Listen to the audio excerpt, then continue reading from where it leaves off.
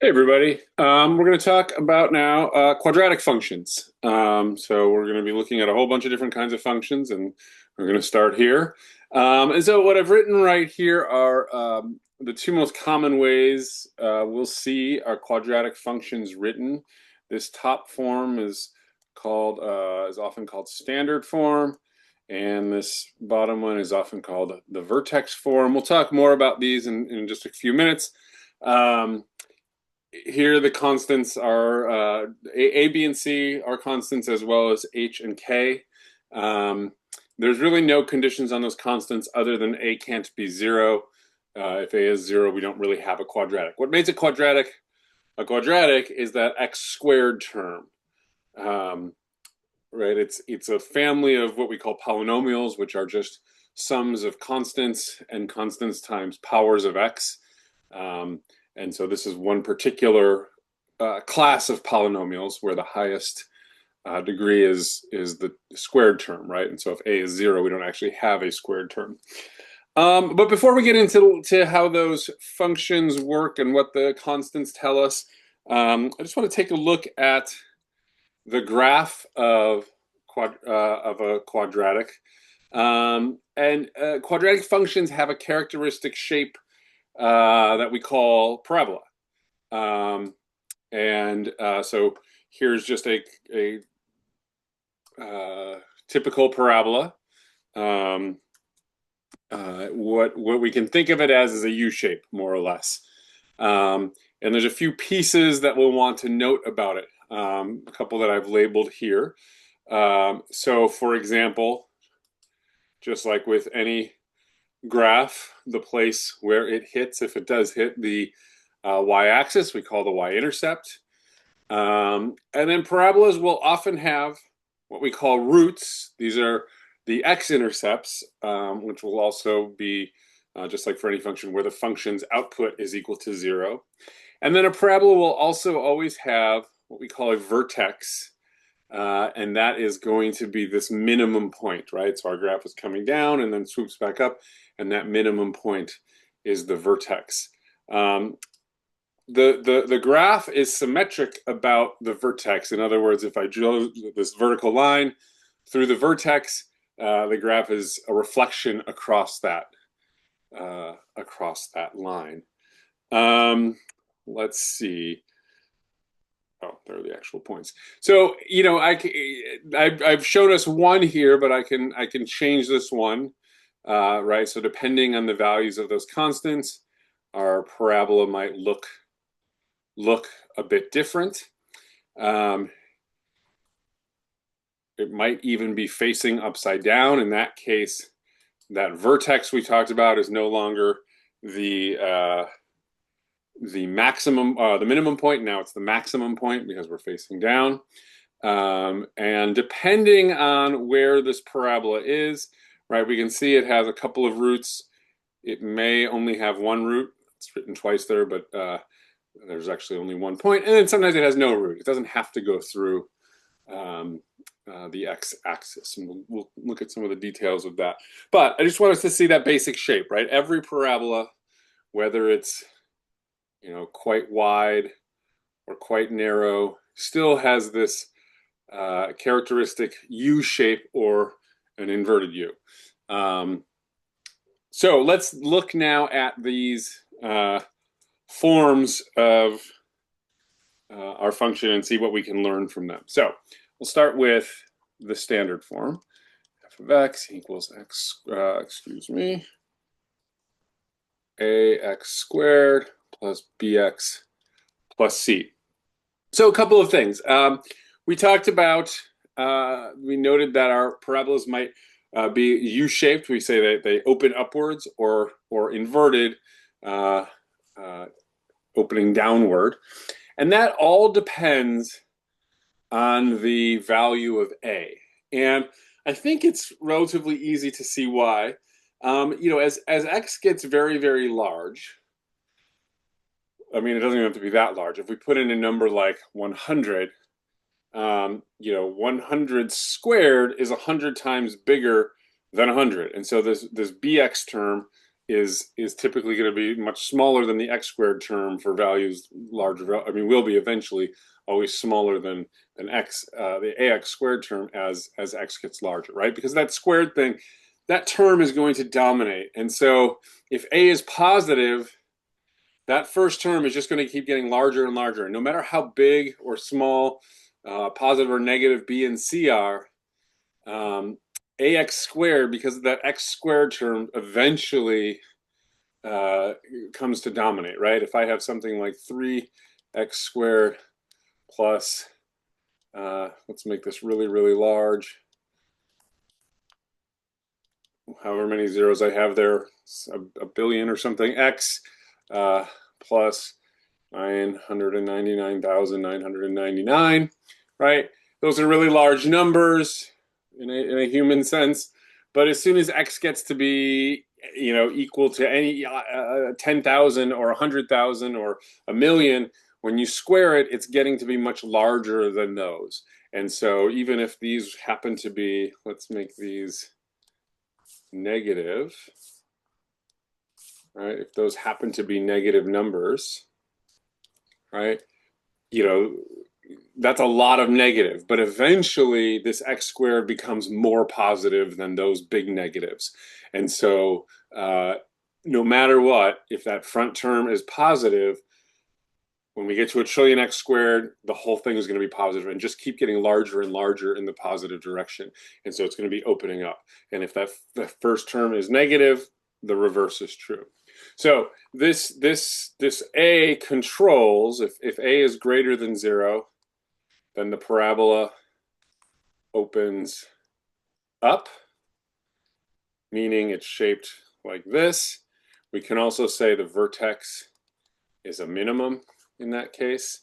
And if a is less than 0, the parabola opens down and our vertex becomes a maximum. That point where it turns around becomes a minimum or a maximum. Let's think about the roots of this function.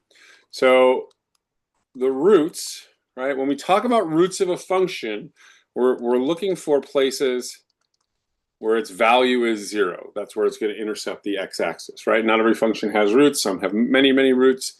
Let's look at the roots of this function. So if we want to solve where f of x is equal to 0, we're asking where is ax squared plus bx plus c equal to 0.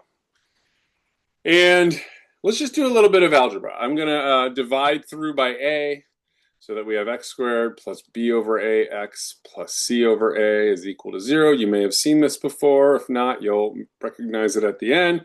I can subtract c over a plus b over ax equals negative c over a. So I'm subtracting that from both sides. And just to motivate you, we're solving for x, right? We want to know what x value do we put in to get 0. And what I'm doing might not be obvious. This is a well-known process, but the first time someone did it, they probably just had to play around algebraically until they stumbled on this trick. So don't feel like you should know what steps to take next, though you should be able to play with algebra and repeat something like this. And so we're going to do, on the left side, we're going to do what's called completing the square.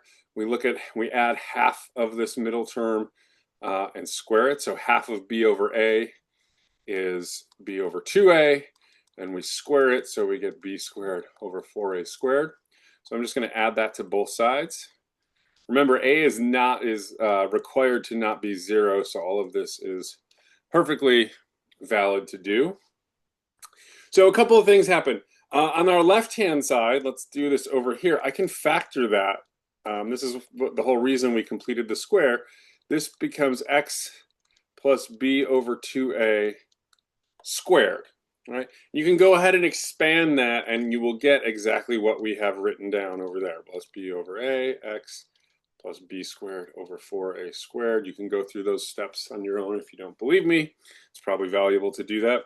On the right-hand side of this equation, I'm just going to actually, I'm going to rewrite the order first of all. B squared over 4a squared minus c over a, and then get a common denominator, which is 4a squared. So I'm going to multiply this one by 4a over 4a. So we end up with b squared over 4a squared minus 4ac over 4a squared, or b squared minus 4ac all over 4a squared. Okay, so our equation now looks like x plus b over 2a squared is equal to b squared minus 4ac over 4a squared. We can take the square root of each side, so we'll have x plus b over 2a is equal to the square root of this whole thing, all over 4a squared, and I should have a plus or minus in here. I'll just squeeze it in there for the moment. And then on the right-hand side, we can take the radical, we can apply it to the top and the bottom of that fraction separately. That's one of our rules of really of exponents that applies to radicals. And I'll just keep the plus or minus in the numerator. And when we apply the radical to 4a squared, we get back to 2a. So we have x plus b over 2a. And then we subtract minus b over 2, b over 2a from both sides, and we get b over 2a plus or minus b squared minus 4a, oops, I forgot a c, 4ac all over 2a, which finally is most typically written as x equals negative b plus or minus the square root of b squared minus 4ac all over 2a. Right, so this is hopefully recognizable as the quadratic formula. And if you've never seen that before, it's good to know that that's not a magic formula that just was handed down from on high. It can be relatively easily derived. On the other hand, you can see it's a whole bunch of algebra, and there's no need to repeat that, and so we have this formula, this well-known formula to use. But what we need to remember is it's solving this equation. When you plug the values of a, b, and c into your formula, into this formula, the x value you're getting out is the x value such that the quadratic equation is equal to 0. In other words, it tells you the roots. So let's look at this thing. I'm going to copy this over here. Right, we find our roots. Plus or minus b squared minus 4ac all over 2a. I'm just going to rewrite this a little bit differently. This is how it's typically written, but this is equivalent to writing, we could write this as x equals negative b over 2a minus b squared minus 4ac over 2a, or x is equal to negative b over 2a plus, keep forgetting that c, b squared minus 4ac over 2a. Okay, so I'm going to draw myself a little number line here.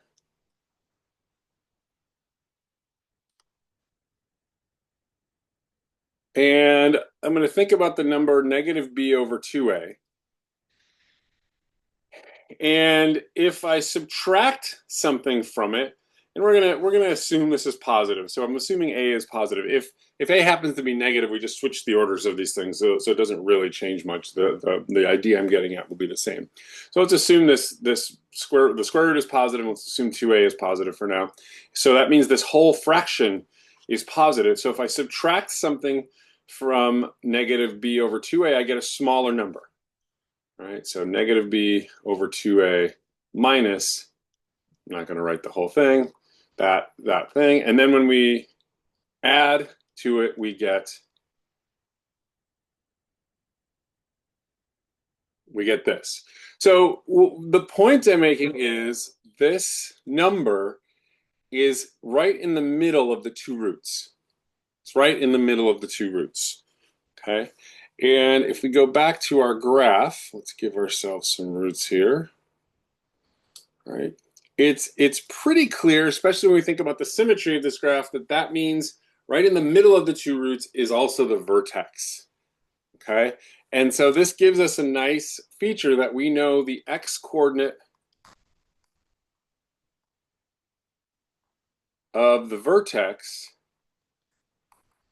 is negative b over 2a, right? And the intuition comes from, well, what I just did here, right?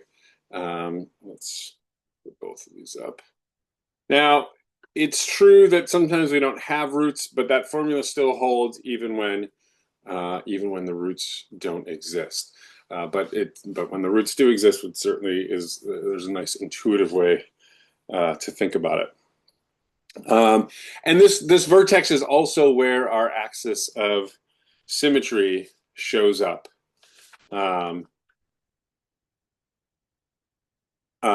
Right, that's where the graph of our function is folded over. Okay, let's use this feature to sketch a graph of a quadratic function. So let's say I have the following function. Let's say y is equal to 5x squared minus 8x plus 1. So I want to sketch a graph of this thing, right? So I just want to start gathering some characteristics. And the first characteristic I notice is that 5 is greater than 0, so this graph is going to open upward. Okay, so that's my first thing I note. The next thing I want to do is find the location of the vertex. So my vertex is going to be the x-coordinate is going to be x equals negative b. So b in this case, right, this is a, b, and c. b is negative 8, so negative 8 is positive 8 over 2a would be over 10, or 0.8. And so that's the x-coordinate. Let's go ahead and take a look for the roots. This also gives us the axis of symmetry. Let's also take a look at the roots. We said the roots were given by x is going to be equal to negative b, right? I'm just using that quadratic formula right there. So negative b is 8 plus or minus b squared. So squaring negative 8 gives me 64 minus 4 times a. So 4 times 5 is 20 times c, which is 1, so minus 20, all over 2a, or over 10. And so this gives us, let's go down. So I'll have 8 plus or minus the square root of 44 over 10. I can rewrite this as 0.8 plus or minus. So the square root of 44, I'm just going to keep it as it is and divide by 10. Okay. So now I want to estimate these 2 points. It gives me 2 x-coordinates. So let's just do a little thinking over here. The square root of 44 has got to be approximately, it's pretty close to the square root of 7. So this is going to be a number a little bit smaller than 7. All right. And so the square root of 44 over 10 is approximately 0.7. Let's just call it 0.7. I don't need a perfect graph right now. So that means these two coordinates are approximately 0.8 minus 0.7, so approximately 0.1, and 0.8 plus 0.7 is approximately 1.5. Right? So with that information, I can, let's do one more piece that I forgot to mention earlier. There's one easy piece to get from the standard equation. We want to know the y-intercept. This gives me my 2 x-intercepts. I want to know the y-intercept, and that's going to be when x equals 0. So let's just go ahead and plug that in, right? We can probably see what's going to happen. When x equals 0, we get 5 times 0 minus 8 times 0 plus 1. So that equals 1. So what do we have so far? We have 3 good points. We have these roots, 0.10, 1.50, and we have this or the y-intercept at 0, 1. And so if I were to sketch a graph, let's see, how do I make it thicker? I haven't used this tool before. Well, I'm just going to leave it as is. And then let's put another line across. Oops. I can put in, let's see, the point 0, 1. Put it about right here. No, let's put it up here. 0, 1. 0.10 is really not very far away from the x-axis or the y-axis, and then 1.5 will be over here somewhere. And so this is not going to be the prettiest graph ever, but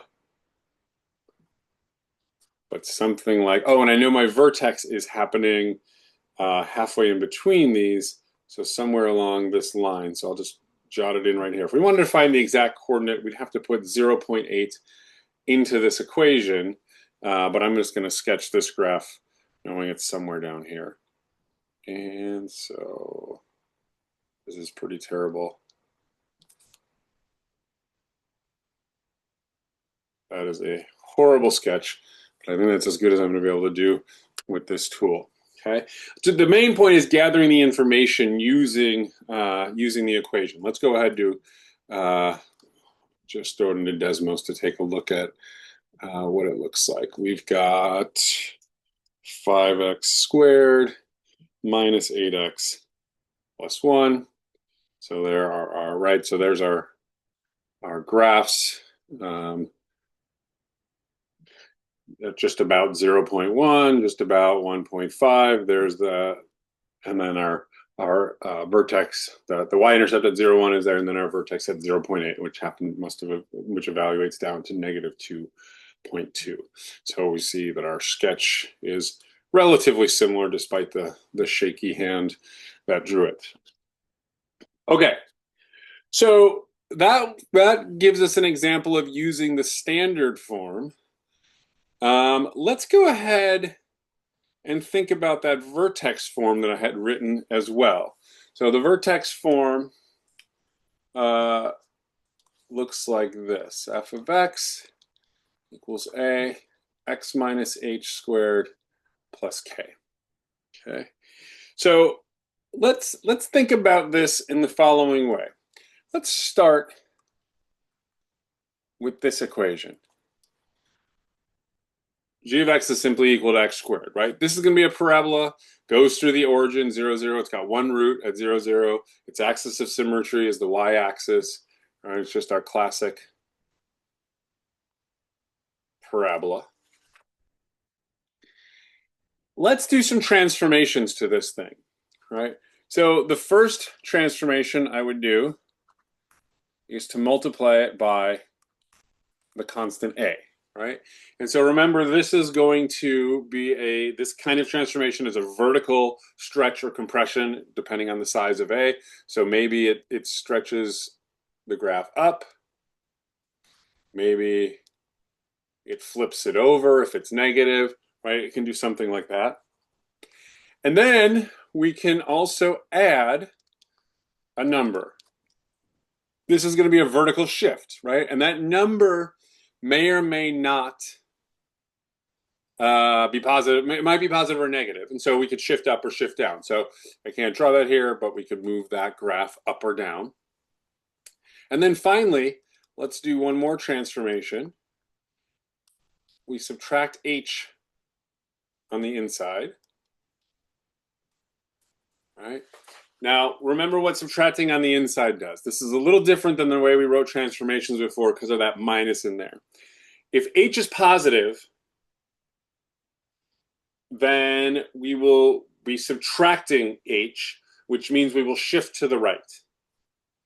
right? Because remember, things that happen on the inside do the opposite of what we think they're going to do. Positive numbers when we transform shifted to the left, and negative numbers shifted to the right.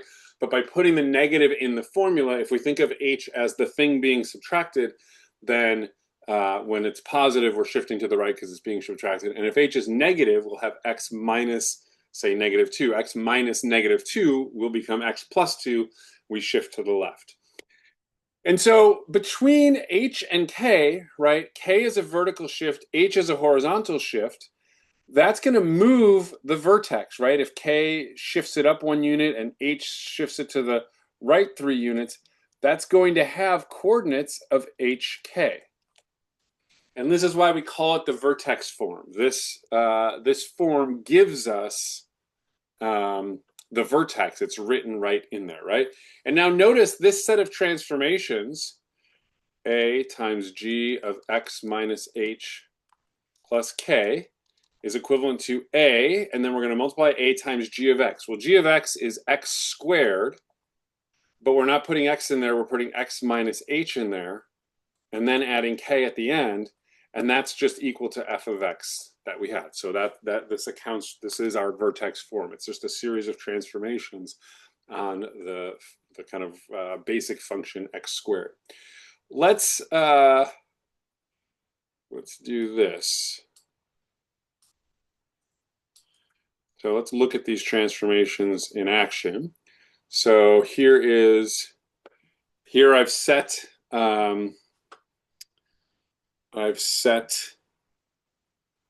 let me do one more thing. Let's put the point h comma k onto our equation, or onto our graph, and label it so we can see what happens. Okay, I'm going to turn some of the other ones off so we don't have to look at everything all at once. There we go. So here's the graph of x squared, just y equals x squared. But as I use these transformations, or there it is now, a is equal to 1. All right, so the a value can stretch it up or compress it down. But what I'm really concerned with right now is the h and k values, right? H being positive shifts it to the right, negative shifts it to the left. And so if I shift, say, 2 units to the right and 1 unit up, or 1.6 units up, there's our new vertex is right there. Or if I shift it down, there's our new vertex with the coordinate 2 and then the downshift for the y coordinate. And so in that form, it's really nice. We get the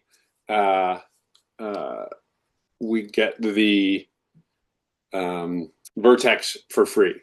And so we get it's just a good piece of information to have, right?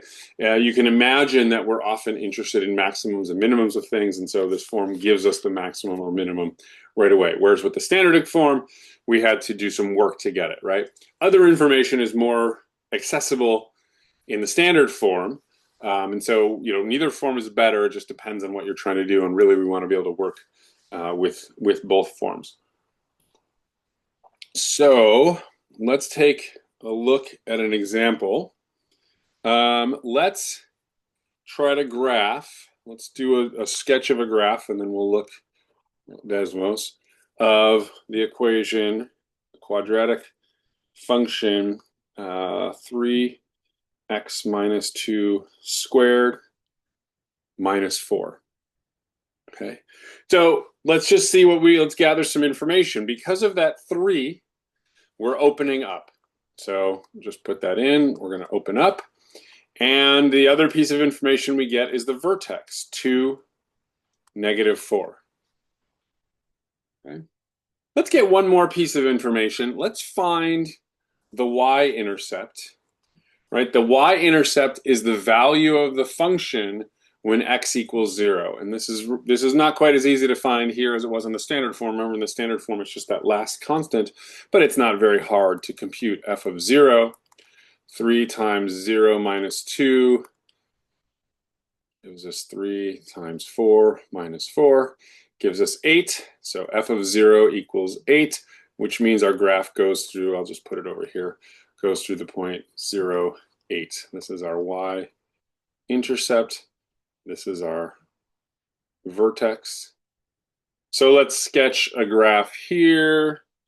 just kind of think about scale. So I can draw vertical axis and horizontal axis. Put in these points. So our vertex will be at 2, -4. And the intercept is at 0, 8, right? My scale's not perfect, but we'll get an idea of the graph. It's pretty bad, but I did my best. While we're at it, let's go ahead and find the roots just to label them. And just see that with the standard form we have the quadratic equation. We can actually solve for the roots in the vertex form pretty easily. Remember, we want to know where does f of x equals 0, and that means solving this equation. 3 times x minus 2 squared minus 4 is 0, so 3 times x minus 2 squared is equal to 4. X minus 2 squared is equal to 4/3. So that means taking the square root, we'll have x minus 2 is equal to plus or minus 2 over root 3. And then x is equal to 2 plus or minus 2 over root 3. Okay. So we can approximate this. 2 divided by root 3. Root 3 is like 1.7. So, this is going to be a number slightly bigger than 1, but less than, let's just say slightly bigger than 1, since the numerator is a little bit bigger than that. And so if our vertex is at 2, this number over here is going to be between 0 and 1, and this root over here is going to be between 3 and 4, right? We could throw it into a calculator if we wanted anything more precise than that. So that's more information we can gather from our vertex form. Let's take a quick look at this. So here is that graph. Here's the graph. We see our vertex here. There's our roots in that place that we estimated them to be. Let's also show, right, that these two forms really are equivalent. That we could get all this information in slightly other ways if we just wrote it another way. If we have take our original equation, f of x is x minus 2 squared minus 4, we can expand that squared term. We'd have x squared minus 4x plus 4 minus 4, and then I can distribute the 3. We have 3x squared minus 12x plus 12 minus 4 gives me 3x squared. Just scroll. 3x squared minus 12x plus 8. Right? This is a perfectly acceptable alternative way to write down this function. And if we went through, for instance, if we wanted to get the x coordinate of the vertex from this, remember our x coordinate was given by negative b over 2a, where this was the constant a, this is the constant b, and this is the constant c. So negative b will be 12, a is 3, twice a is 6, so that's equal to 2, which is exactly the x coordinate we got from our original equation. So everything will still work the same way. You could go through the quadratic formula to get the roots. You'd find the same roots. And if we graph it, right, that red graph is this 3x squared minus 12x plus 8, and it's laying right on top of this. It's gonna punch out all the exact same points. If we want to generalize this a little bit, we can see. Let's just do this once. If I take y equals a, x minus h squared plus k, I can write a times x squared minus 2hx plus h squared. I'm just expanding that squared term. And then distributing the a, I get ax squared minus 2ahx plus ah squared plus k, right? And so this is in this formulation, this is our A, still just A. This is our B, negative 2AH, right? B just stood for the coefficient of X, and the coefficient of X is negative 2AH. And this is our constant term, C, AH squared plus K, right? When these are numbers, those will combine and be a single number. And so you can see there's a relationship that you can learn this relationship if you want to quickly translate from one to the other. I find it just as easy to convert, right? We can always expand the vertex form, or if you want to go the other way, you can complete the square to go between the two forms. So, but it is interesting to note the relationships, and sometimes these relationships can come in handy. Okay, let's do something a little different.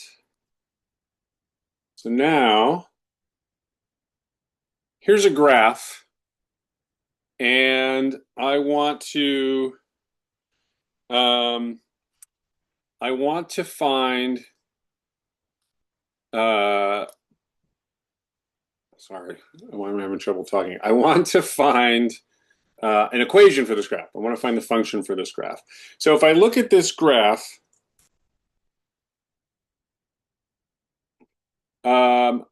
there's a couple of pieces of information I get from the graph. So let's just go through what we get.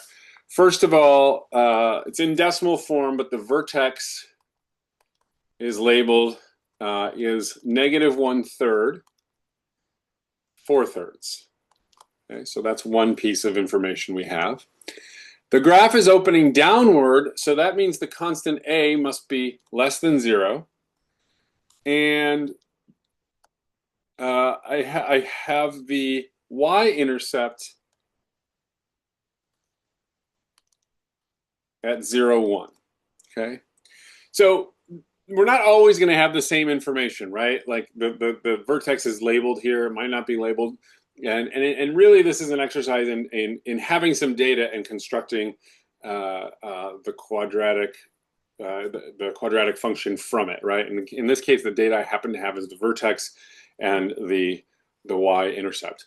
When you have the vertex, things are very, very easy because we know immediately we can write this in the vertex form as x plus 1/3 squared plus 4/3, because I'm just putting h and k, the coordinates of the vertex, in there.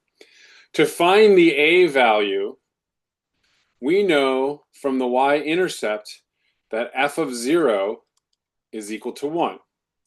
And so if I put 0 in for x, I'll have a times 0 plus 1/3 squared plus 4/3 is equal to 1. So I have a, so 0 plus 1/3 is just 1/3, squared is 1/9. So that whole term becomes 1/9. So I have 1/9 a. I'll subtract the 4/3 from both sides. So 1 minus 4/3 is negative 1/3. And then I can just multiply both sides by 9 to get a equals negative 3. And so pretty quickly, I get that f of x is equal to negative 3 x plus 1/3 squared plus 4/3. Okay. And if I wanted that in standard form, I could simply, let's just do it. Negative 3 times x squared plus 2/3 x plus 1/9 plus 4/3. Expanding, distributing the negative 3, I got negative 3 x squared minus 2x minus 1/3 plus 4/3. So combining those constants, I got negative 3x squared minus 2x plus 1 as the equation in standard form. And either one is fine to use unless you ask for specific ones.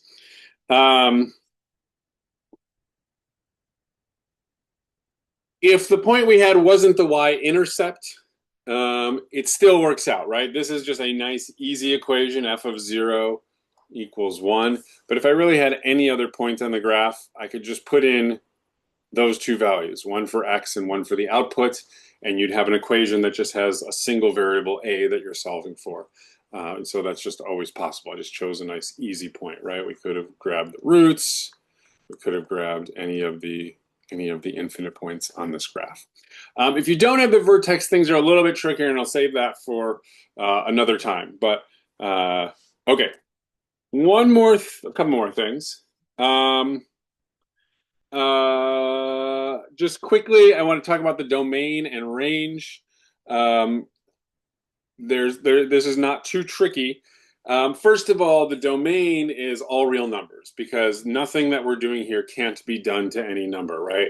We're squaring numbers, we're adding them together, we're multiplying them by other numbers. All of that stuff is reasonable to do to any number. There's no square roots, there's no division, no logarithms, other kinds of things that cause us problems. So our inputs are going to be all real numbers. The outputs, it's pretty clear from the graph, are going to be some limited range of numbers. If you look at this graph, we know the vertex is the minimum. So for instance, the range of this, the range of this, the one that's pictured, right, the parabola that's pictured now, this quadratic function, is going to be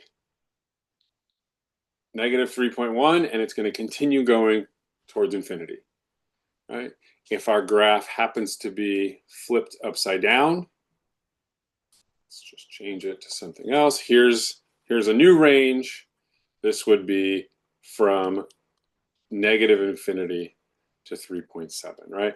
And so the range of a parabola is always going to have this form, either from one of these two forms, from negative infinity up to some number, including that number, or from some number that's included up to infinity. And that number that's included is the y-coordinate of the vertex, right? And I think it's pretty obvious from the pictures why that happens that way. Okay, finally, let's revisit the idea of the roots. So let's look at, remember, we'll go back a couple steps. We had, if we were given the standard form and we were trying to solve this equation, right? In other words, where is ax squared plus bx plus c equal to 0? This is how we find the roots of our function. That doing some algebra, we ended up with negative b plus or minus the square root of b squared minus 4ac all over 2a. Now, looking at these graphs, remember the roots are the place where we intersect the y-axis, or the x-axis, right? Right, so you can see there's two roots here. Let's label them. We've got two roots. Let's turn the vertex off right now. I don't care about that at the moment. But we don't always have these two roots. Sometimes we have one root. We just kiss the x-axis at the vertex to have one root, or we might never intercept it. We have 0 roots, right? And that's all the possibilities. We have 0 roots, we have 1 root, and we have 2 roots, right? No matter how tall I get, that's always going to be the case. And it works the same when our parabola is facing upward. We might have no roots. We might just touch the x-axis for 1 root, or we might have a couple of roots, okay? Let's see where that comes from algebraically. It all comes down to, yeah, let's rewrite this. Negative b over 2a plus or minus b squared minus 4ac over 2a. It all comes down to this second term here, this piece, and really it comes down to the square root, b squared minus 4ac. And really, we can examine this by considering, let's just consider what's happening inside here. So there's 3 cases. I mean, you can just divide up the cases however you want. I want to divide it up into 3 cases. Let's consider if this thing is less than 0, equal to 0, and greater than 0. Okay, so we call this b squared minus 4ac. It's often called the discriminant of a quadratic function because it tells us a whole bunch about the function. In particular, it tells us about the number of roots. If b squared minus 4ac is less than 0, we're going to try to take the square root of something that's negative, which we can't do. And so what that's telling us is the roots actually don't exist, right? We're only dealing with real numbers, not complex numbers. And so in terms of real numbers, there are no roots to this function. And so when this thing is less than 0, we get no roots. If b squared, let's actually skip to above 0 and then come back to 0.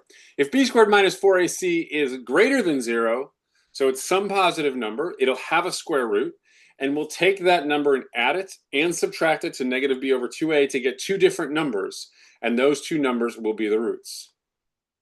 So we'll have two roots. When b squared minus 4ac is equal to 0, this term in the box, the square root of 0 is 0, 0 divided by 2a is 0, and so we're taking negative b over 2a and adding and subtracting 0. In other words, we're doing nothing to it. So there's only one place that solves this equation where ax squared plus bx plus c equals 0, and that's our one root, right? In that case, it happens to be the vertex. Okay, so that geometry we saw a minute ago is expressed in the algebra through this discriminant.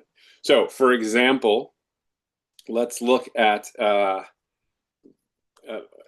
three parabolas: x squared minus 4x plus 6. If I look at the discriminant,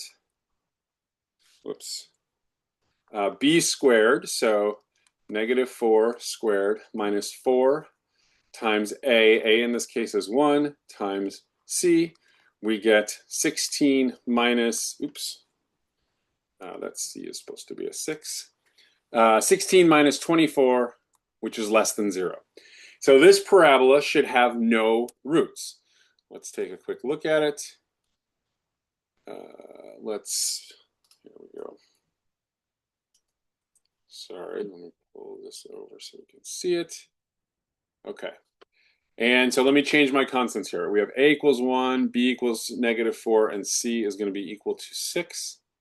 There's the graph of that function. We see that it's above the x-axis. There are no places where it's equal to 0. So because this discriminant was less than 0, there were no roots.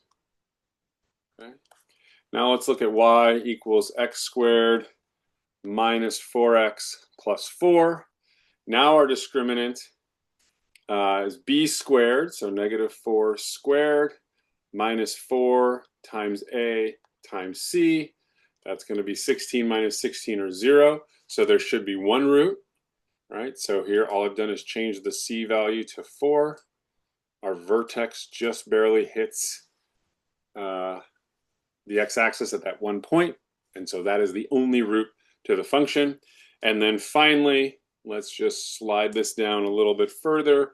If we make it y equals x squared minus 4x plus 3, then our discriminant is negative 4 squared minus 4 times a times c is 16 minus 12, which is greater than 0, and that means there's two roots, right? And in the graph, we can see that when we slide down to 3. All right, we could go ahead and find the roots if we wanted to plug it back in. You can see they work out kind of nicely in this one. But in any event, that's the connection between the algebra and the geometry there of the number of roots. So a quadratic function will always have one of three possible numbers of roots: none, 1, or 2. Anything else, and something has gone awry. Okay, that is it for this one. Thanks, everybody. I will see you next time.